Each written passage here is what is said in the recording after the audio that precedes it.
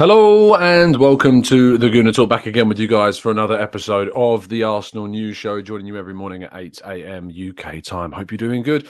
Hope you're doing well. Thank you so much, as always, for joining us. Much appreciate your committed support to the channel and making this, of course, a part of your morning routines. Without further ado, let's get on with things. Jumping into the chat box, of course, to say good morning to people. Joining us first, let's have a quick scroll up on YouTube to make sure that we get the right people. Yomi joining us first today. Louis as well. Black Shine, a good morning to you. We've got Johnny, we've got Penny Ween, of course, Clincy, Rashawn, we've got Paul, Stevie, Matt G, Rich, Dave, Harrison. I can tell you that StreamYard did not allow me to see that Yomi was first. StreamYard letting us down again.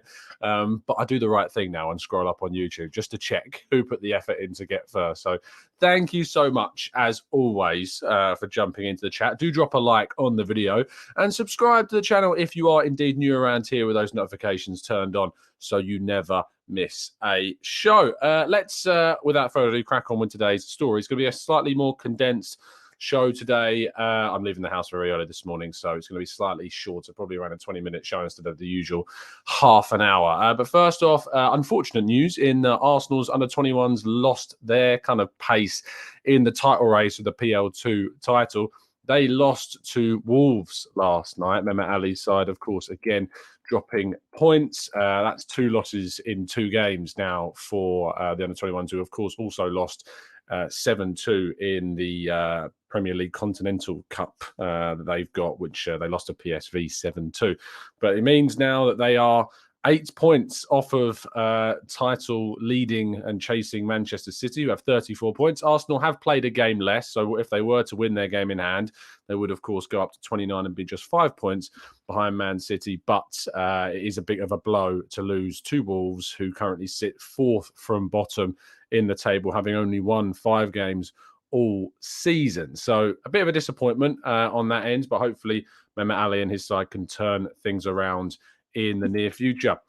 Liverpool last night beat Sean Dyche, of course, and Everton in the Merseyside derby. Everton getting hit on the counter from a corner. It's a shame that Arsenal weren't able to pull off the same type of a success when they, of course, went to Everton and hit them off the back of corners. Everton actually hit the post. It was kind of obviously a turn of fortune in the game, and they broke really, really well. And Cody Gakpo got his first goal for Liverpool as well in their game. Salah, I think, has blanked in a ridiculous number of game weeks and finally managed to get himself on the score sheet to try and turn around Liverpool's fortunes this season. The current table still sees Liverpool down in 9th place so far. However, they are currently on 32 points, 2 points off of Brentford with a game in hand, but they are still quite a considerable way off 4th, 9 points off of 4th. Although that said, they do, as I say, have that game in hand. They could close the gap to 4th place to 6 if they were able to win that game in hand. But Liverpool are going to have to do some big work to change things between now and the end of the season. Amario Cozier Duberry has been speaking to the Arsenal website, talking about his experiences in the Arsenal senior side.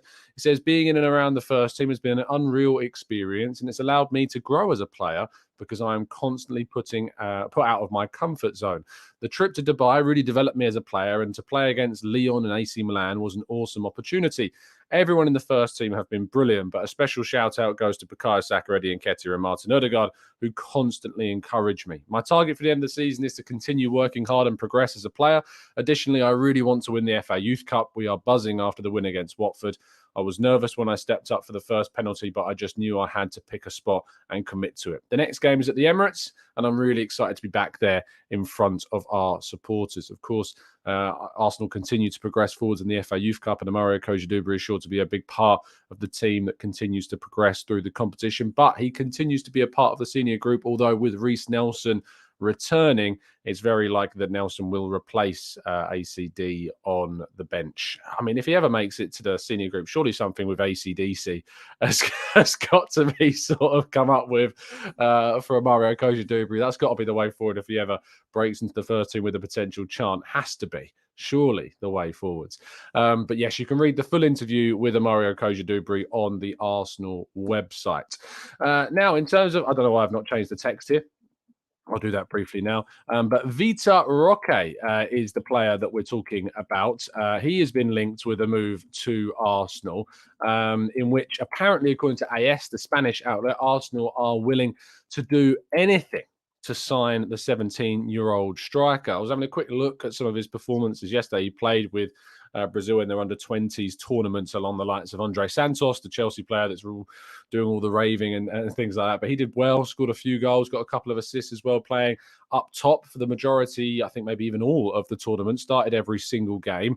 Very highly rated player. Arsenal and Barcelona are said to be interested in Vitor Roque. Currently plays for Atletico Paranaense, who is the team that Bruno Guimaraes, of course, signed from there to go to Lyon, all those way back those years ago when we were linked with him for the first time when he was in Brazil.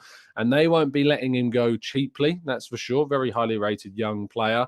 But Arsenal are said to have a very keen interest in him alongside Spanish giants Barcelona. So certainly one to continue following, and we'll give you any updates on if anything changes. But with Edu in the building, hopefully he can have some kind of influence on Arsenal getting hold of a potential primary striker target for the summer.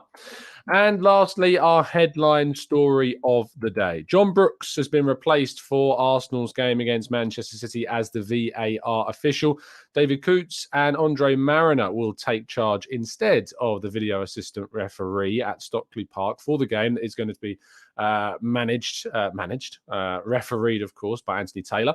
And this is obviously coming after the big weekend, we know, where all the big decisions were unfortunately wrong. John Brooks was in charge of the Crystal Palace Brighton game, in which he decided to draw, I don't know if he decided to, but accidentally drew the lines in the wrong place, which unfortunately ruled out Pervis Estupiñán's very good goal that absolutely should have stood. And very frustrating indeed for Brighton, who went on to, I think, draw that game. They could have come out winners maybe if the Estupiñán goal would have been counted. But John Brooks was removed from last night's game in the Merseyside derby. He was set to take place. He was set to take charge of that VAR for that game, but he was taken off of that and has been taken off of the game against Man City as well, as I say, to be replaced by David Coots and Andre Mariner.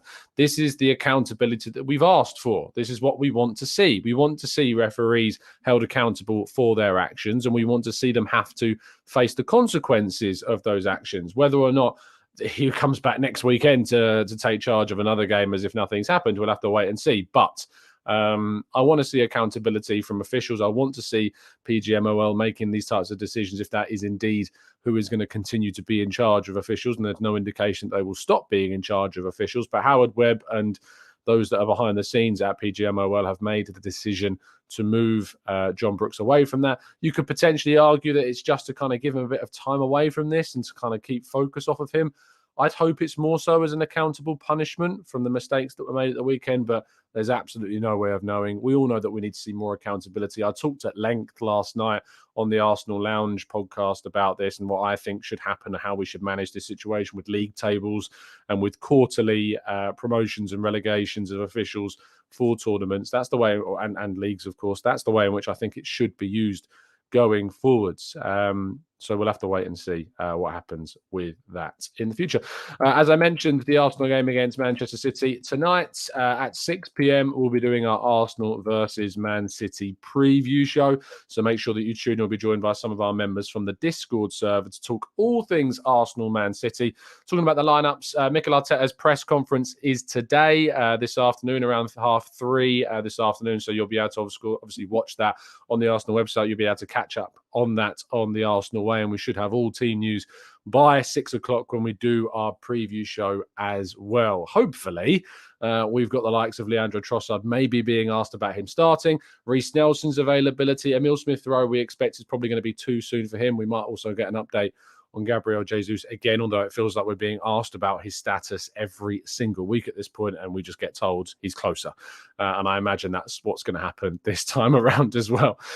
Oh, dear. Well, Arsenal obviously are going to have to try and keep tabs on Erling Haaland, and we're going to be relying on our trusty Gabriel Magalhaes to keep us safe and secure at the back, as NordVPN can keep you safe and secure online whilst you are indeed surfing the internet. Just by going to nordvpn.com/Gooner, you can get yourself a significant discount off the service that enables you to keep those pesky trackers and cookies and things like that away from tracking and following what you are doing, keeping those peeping Todd Bowleys away from the transfer targets that you want to research so he doesn't get his grubby hands all over them for Chelsea. It also enables you to change your geolocation so that you can change where your laptop device or your phone or your tablet thinks that it is, so you can watch things that wouldn't typically be available in your country of origin. And if you aren't happy with the service, you can get a 30-day money-back guarantee as well. Who can say any fairer than that? Just go to nordvpn.com/Gooner to get involved with the latest sponsorship deal with Nord. And of course, today is the final day that you can get involved with the Thierry Henry signed and framed Arsenal shirts. Over 200 tickets. I think now less than 200 tickets, or rather 100 tickets. I think less than 100 tickets are now available. Yes, that is indeed correct. Less than 100 tickets are left. With your chance to win this brilliant prize, if just by entering the competition, you also enter yourselves into a raffle to win a signed and framed Dennis Bergkamp signed shirt, a signed and framed Alexandre Lacazette shirt, and a signed and framed Nwankwo Kanu photo montage as well. So don't miss out on your last chance to get involved with the competition. It ends at 7:30 p.m. this evening. Make sure you check details of when the prize will be drawn over on the Football Prizes Facebook page. That's where you will see. It says winner would be picked at random on Wednesday, the 15th of February, 2023, live on the Football Prizes Facebook page from 12 p.m. So make sure you check the details over on their Facebook page. Okay, let's move to part 2 and your questions right after this.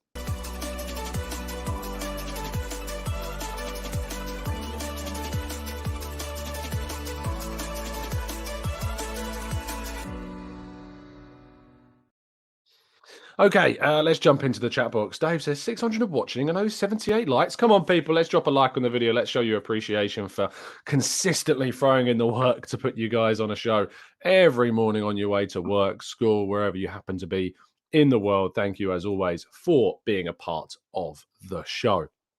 Let's go to Keith, who says, morning, Tom. I've got to wake up at 3 a.m. to watch on Wednesday, so I hope that we're doing the business. Question, do you think putting Eddie on the bench and playing Trossard through the middle and rotating with Martinelli to give City a different type of problem? The thing for me with that is I just think it's, at this stage, a little bit too risky to take out for this specific game, Trossard for Nketiah. The change that I would make, and I'm going to be talking about more detail later tonight on the preview show, is the Trossard Martinelli change. And if that's something I'd want to see, I think I do want to see it. I think I would like to see Trossard start this game. I thought he was great when we started him against Man City in the FA Cup. He was fantastic in that fixture. But that's the only real change that I would make in this one. Franklin says, I swear Tom's already done that one. Probably. If we're being honest, trying to come up with a new transition every day is very hard. Those that are listening to audio platforms won't know what I'm talking about. But if you hop over to YouTube, then you certainly will. Let's go to Sir Nicholas says, why is it when the club says Jesus is expected back around March that the reporters start asking 2 weeks later and every week after that? I don't get it. Don't waste the question. Because they want to check if anything's changed. That's why they ask the question. It's just they want to see if anything's changed. And being the person to ask that question is obviously great. You know, you got to look towards James Bench, for instance, who asked Gabriel Martinelli about, do you just need a pen? And you remember how that kind of got where it did. It became synonymous with that contract signature. So it's expertise and skills like that, what people want to do and trying to get those big stories. So you can't blame them for asking whatsoever. Bakary Lasagna says, for you, Tom, who has the highest ceiling, Balogun or Eddie? It's difficult to know who has the highest ceiling of the two, because we've not really seen Balogun perform in the Premier League. He's doing fantastically well in Liga right now, and obviously his top scorer in Liga. We have to see how he transitions, if he does indeed get the opportunity to transition to the Premier League next season. I think I would like to see him given a chance. It obviously would depend very much upon if we get any kind of offers in that make us tempted to move him on.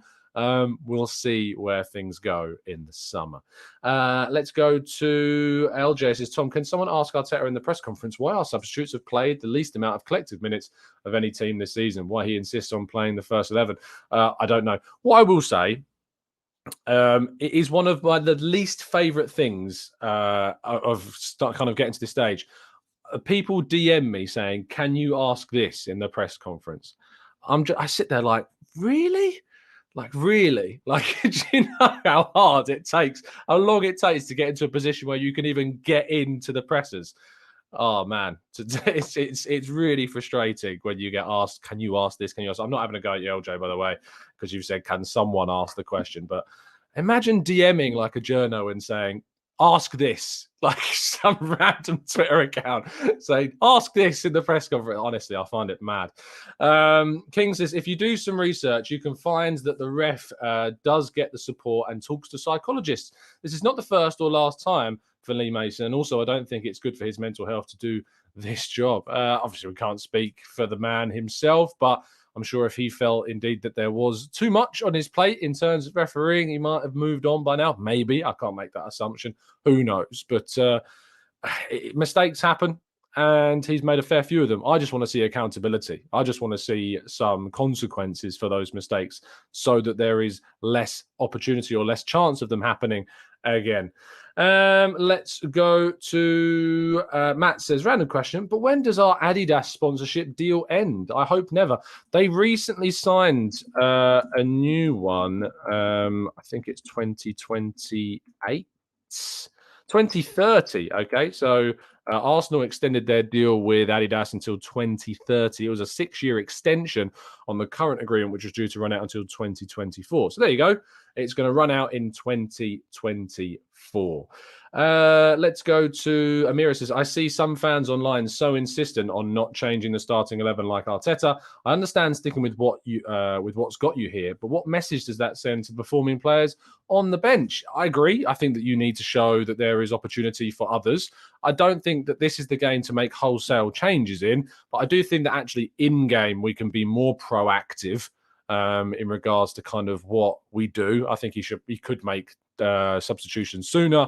I think we could bring Kieran Tierney on in certain situations to give the wide players more support. I had someone suggest yesterday that, like, why on earth would just Tierney flinging balls into the box help? It's not just about crossing. It's about the support that he brings into the wide areas as well.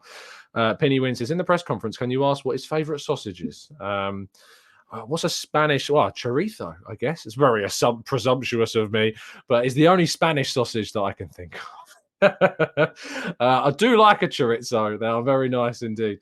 Matt Torres says, can you ask Arteta how much we might get for Nuno Tavares? I reckon about 40 million. Oh, this needs to stop now. I've opened a can of worms with this one. Mark Stromberg says, if Emil Smith Rowe is fit for the City tie, if so, do you think he should be considered for some playing time situationally? It depends on, as you say, the situation, Mark. If we're in a situation where we can give him some minutes, yes, absolutely, it would be a great opportunity to do that. But it's weird to think about us even being in a situation where we can afford to make some strange changes, if you know what I mean. Strange changes is probably too far, but yeah, random changes. Leeds Gunner says, Tom, you look good. It's the fitness regime coming along good. I'm eating better. Thanks for the comment, by the way. That's very nice of you. But I haven't been able to run recently. I had a small operation on my foot. Unfortunately, I had some complications which have stopped me from running, which is why if you're in our Strava group, you will have seen my runs have paused for the moment, which sucks. But I am eating significantly better than I was before, eating a lot less, eating better food when opportunity falls on me. So, yes, thank you for that. That means a lot. It's nice to get comments like that. Dave says, what's the update on the merch? Getting close to my holiday and I need a cap to cover my bonds. Yes, hopefully soon, Dave.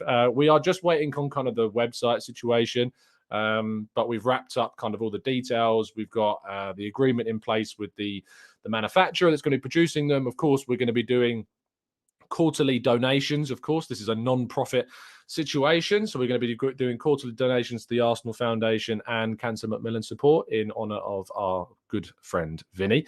So yes, we're going to be doing that hopefully very, very soon. As soon as I know more, you will know more, Dave. Don't you worry. Rufus says, Tom, are you going to this game?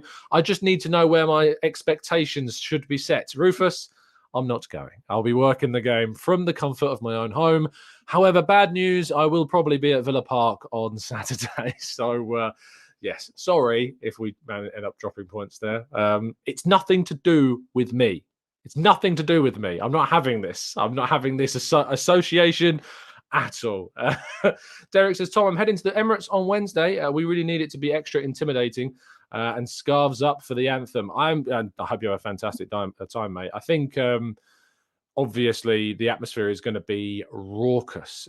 Usually for the evening games, we have the light show that we put on as well. So Red Action might be involved in something else to do with the pre-match event. But get into the game early. Don't queue up 10 minutes before the game starts.